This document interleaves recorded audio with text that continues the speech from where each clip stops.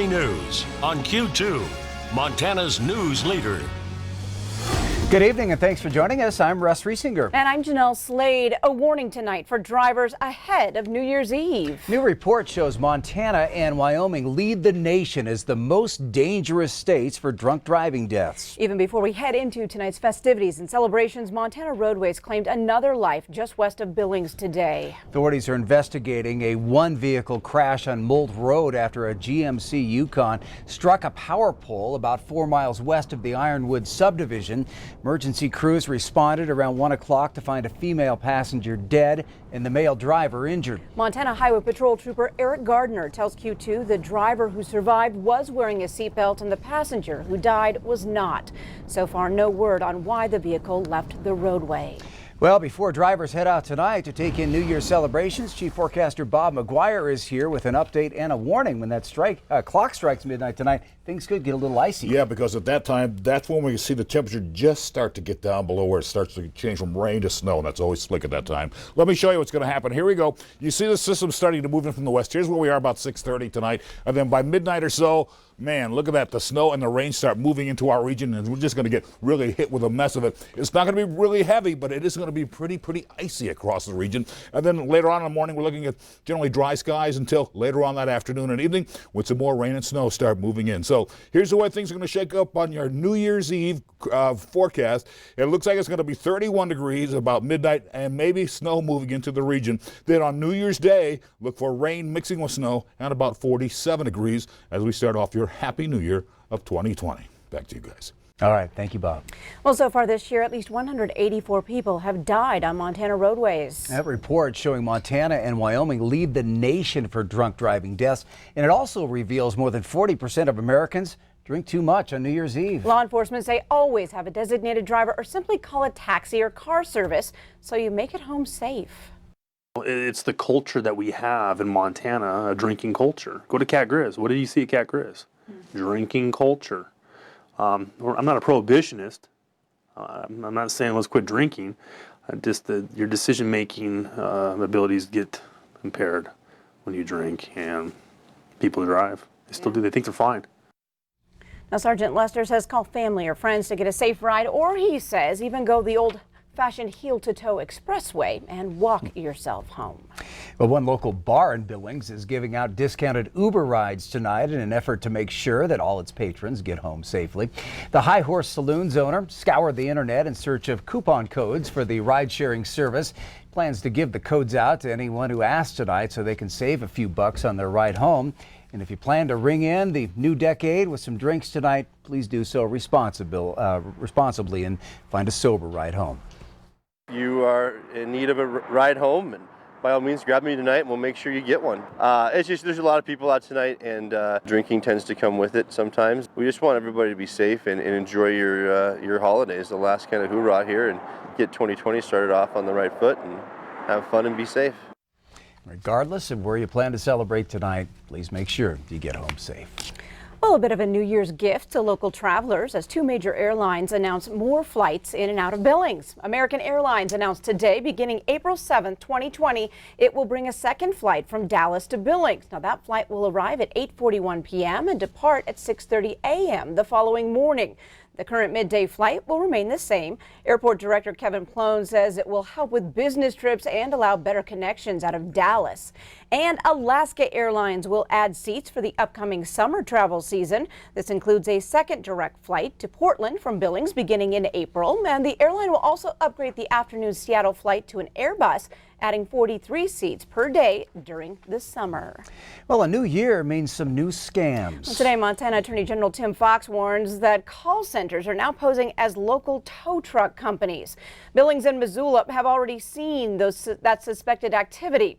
Now, the scam is fairly complicated. When customers search online for a local tow truck, businesses pop up with fake reviews and pictures. However, when a person calls a company's number, they're connected to an out-of-state call center whose representatives demand the caller's credit card information. Now, you can protect yourself from these scams by analyzing the websites. They look generic, covered in stock photos, and have few specifics about the business. Now, the sites are usually set up quickly and might have grammatical or spelling errors. Fox says legitimate tow truck companies do not charge until the tow is complete. It has happened again in Yellowstone National Park. 2 visitors cited after trespassing dangerously close to Old Faithful. Other visitors alerted park officials who tracked down the violators after viewing surveillance video that you see here. The incident, which happened last Friday, follows another case where a visitor fell into the thermal water at Old Faithful earlier this year and suffered severe burns. Park officials have not released any additional information in the most recent incident.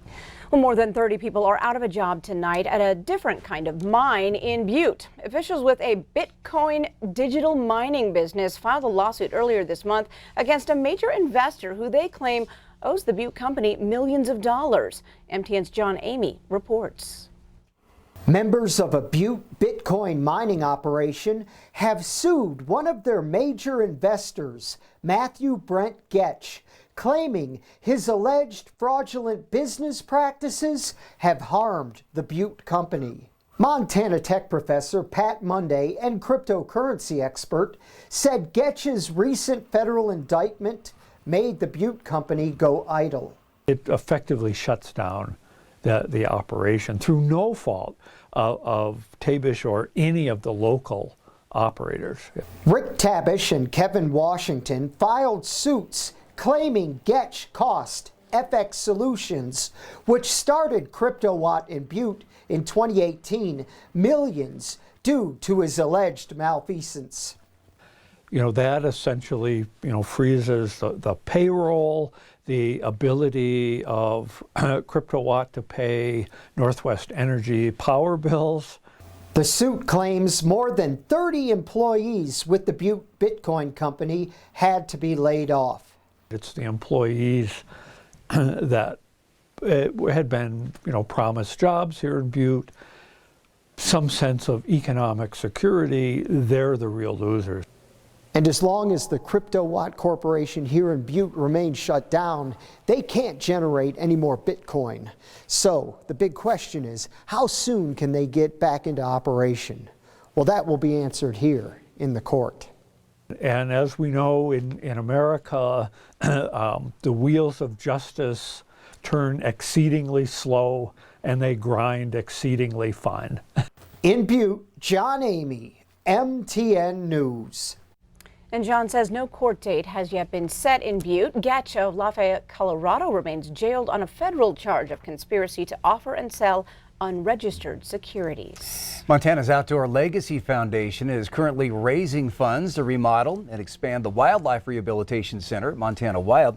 That remodel would allow for more access for visitors to the ambassador birds. MTN's John Riley has more on the important educational role these birds of prey have in the state. Every day at Montana Fish, Wildlife and Parks Montana Wild, people can see owls, hawks, and eagles roaming the education center with their handlers. These ambassador birds participate in regular education programs, and staff say when it comes to education, nothing compares to the real thing. We have an enormous impact on, enormous beneficial effect on the public's knowledge of our wildlife, their appreciation, and therefore their support. The birds come to Montana Wild from the nearby Wildlife Rehabilitation Center. Originally constructed for the rehabilitation of bears, the center now sees around 100 birds each year who were injured in the wild. The goal is always to prepare the animal to be released back into the wild, but that's unfortunately not always possible. In some cases, after doing extensive work with them, we realize that they're just not going to be a good candidate for release.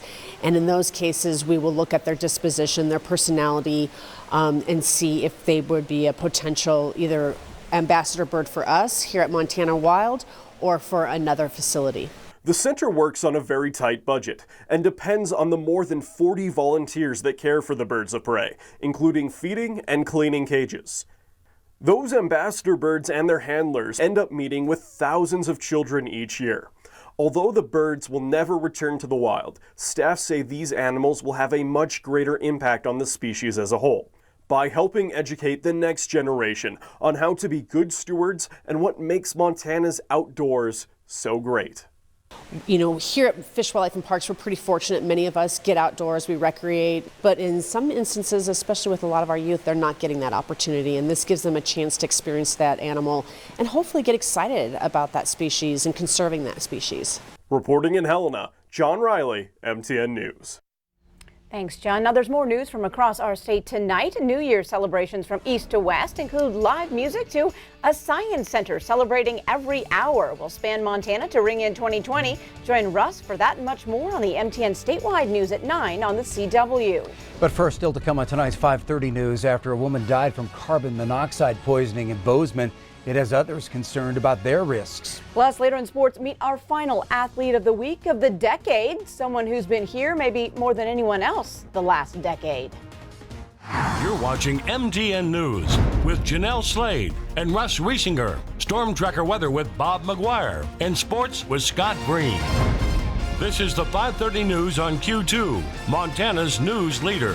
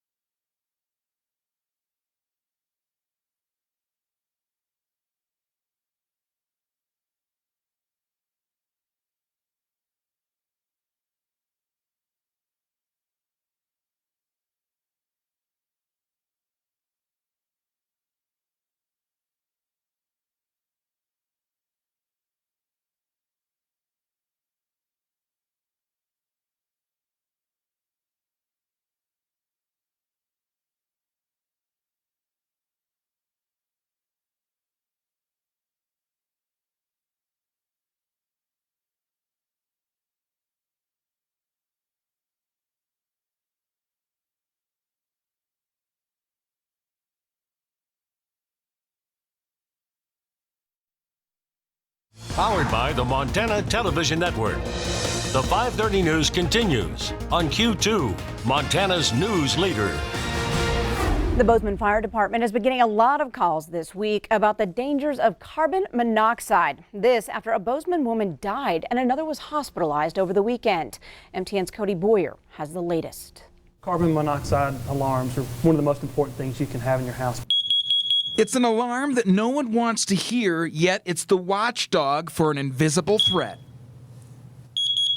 Carbon monoxide is a colorless and odorless gas. You cannot detect it as a human. You got to have some kind of device, the alarm in your home, to detect that for you. Since what happened at a home on 11th and Babcock in Bozeman, Bozeman Fire Chief Josh Waldo says they've received more calls, more questions from the community. But Waldo says the nature of the gas makes it hard to know when it's actually there. Carbon monoxide call comes out the same as a gas odor, comes out the same as a strange odor. Chief Waldo says carbon monoxide can impact almost anyone, almost anywhere. He adds prevention of something as unpredictable and dangerous as carbon monoxide can be simple, yet at the same time, it's unpredictable, so it should be done as soon as you can. If they're not venting properly, that creates a situation where you could have carbon monoxide build up in your home. Waldo adds a clogged chimney or unmaintained fireplace. Anything with a leaking pilot light could lead to the gas. That's why it's important to have your appliances serviced on an annual basis by a professional. That includes getting a carbon monoxide detector,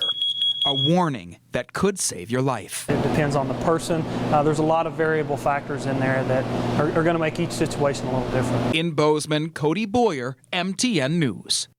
And Cody tells us the chief says it's important to read the manufacturer's label when setting up your detector. Each is different. That means you might need to install it on your ceiling or near the floor. Russ. All right, thank you, Jeanelle. Up next in weather, Bob says we'll be sliding into the new year with a little help from Mother Nature. Check out what that means coming up right after the break.